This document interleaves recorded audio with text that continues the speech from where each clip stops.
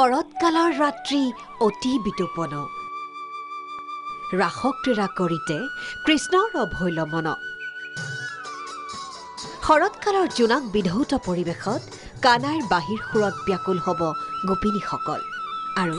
মাত্ৰ কেইটামান দিনৰ পাছতেই গোকুল বৃন্দাবনত পৰিণত হ'ব সত্ৰপীঠ মাজুলী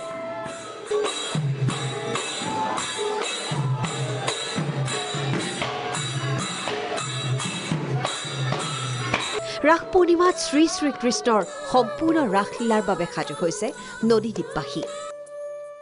মাজুলীৰ ৫২টা স্থানত ৰাস মহোৎসৱ সত্ৰপীঠ মাজুলীৰ বুকুত এতিয়া চৌদিশে মুখৰিত বাহিৰ সুৰ আৰু খোলতালৰ শব্দ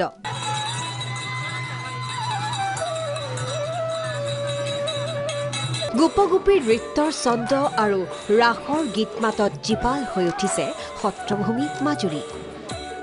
১২খন সত্ৰত গুৰুজনাই দি থৈ যোৱা কেলিগোপাল নাটকৰ ৫০০ বছৰীয়া পৰম্পৰাৰে মাজুলীত চলিছে এতিয়া আখৰা ইপিনে শিশু শিল্পী অবিহনে ৰাস অনুষ্ঠিত কৰাৰ এছঅপিক লৈ অব্যাহত আছে প্ৰতিক্ৰিয়াও এইবাৰ আমাৰ একাদশ বৰ্ষৰ ৰাস গতিকে কোভিড পৰিস্থিতিৰ প্ৰতি লক্ষ্য ৰাখি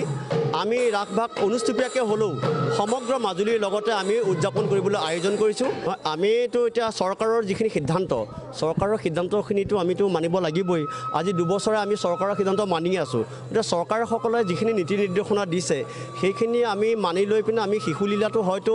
বাতিল কৰিবও লাগিব নগাঁৱৰ পুৰণি গুদামত ব্যস্ত শতাধিক জীয়ৰী বোৱাৰী নগাঁও জিলাৰ পুৰণি গুদামৰ কেওটৰ চুকতো ৰাসোৎসৱৰ আয়োজন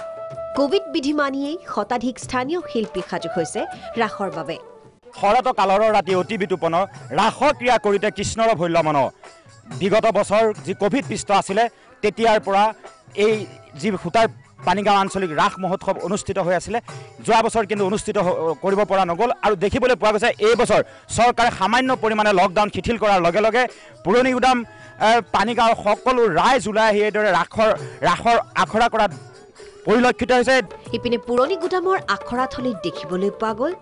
অঞ্চলটোৰ শিল্পীসকলৰ নৃত্যৰ আখৰা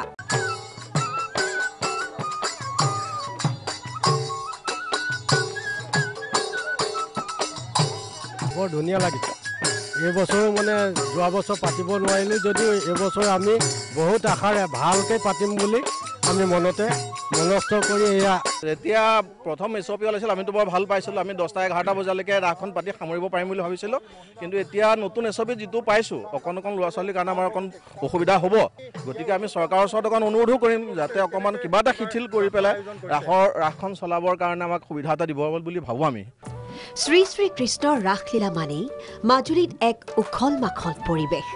মহামাৰী কৰোনাই বিগত বৰ্ষত নান কৰা ৰাসক লৈ এইবাৰ মাজুলীয়ে নহয় ৰাজ্যৰ অন্যান্য প্ৰান্ততো চলিছে পূৰ্ণ প্ৰস্তুতি